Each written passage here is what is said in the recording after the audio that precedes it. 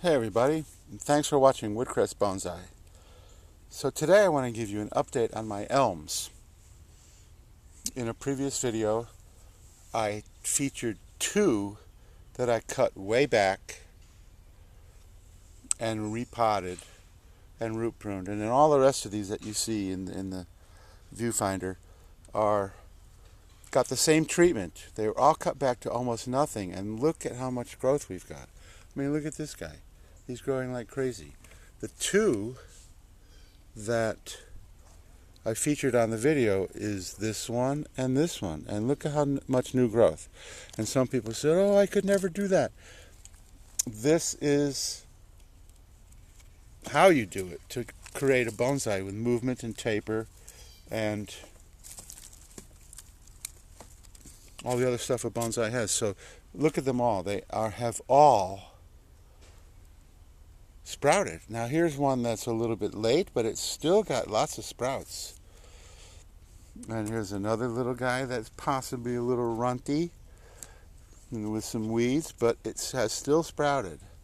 Here's one that I never even touched that is sprouting like crazy, but they have all sprouted.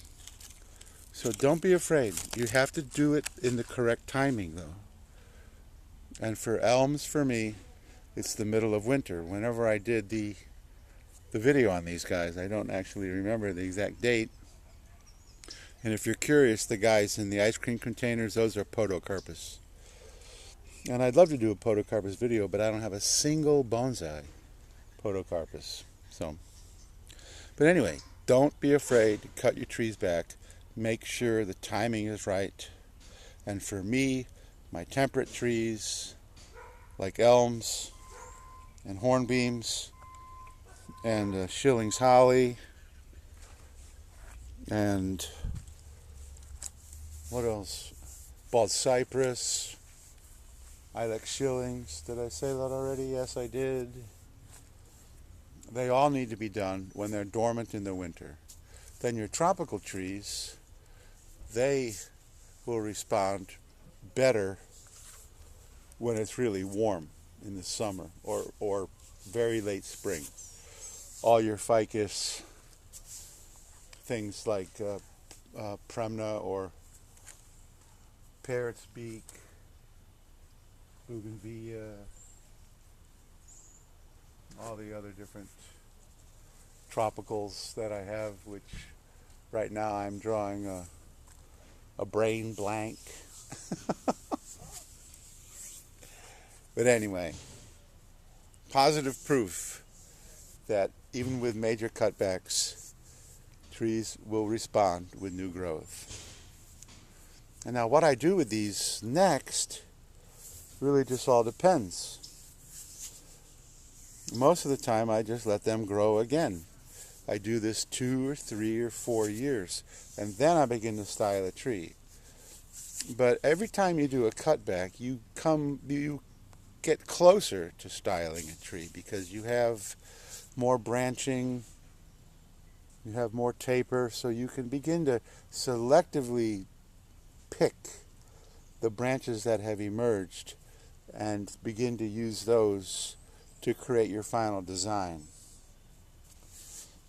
So every year when you cut back a little less and you have a tree that's closer to being finished. But don't be afraid, because trees respond with new growth if they're done at the correct time of year. So thanks for watching. If you like this video, please give me a thumbs up. If you haven't already subscribed, please subscribe and hit the notification bell. And I see some trees in here that I have visions of beginning to style them, to beginning to work them. So, you know, most of the trees are about 8 inches, 6 inches. So I'm envisioning a tree that's maybe 10 or 12 inches high.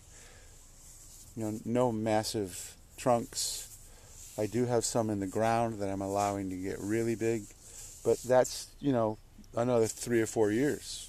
So there's a paradox between getting your shohin size like this that you can grow in 3 or 4 years, or getting really thick trunks that take even longer. 5, 6, maybe even 8 or 10 years. So, I already said thanks, and then I start to ramble, but what else is new? So, thanks for watching, and I will see you in the next video.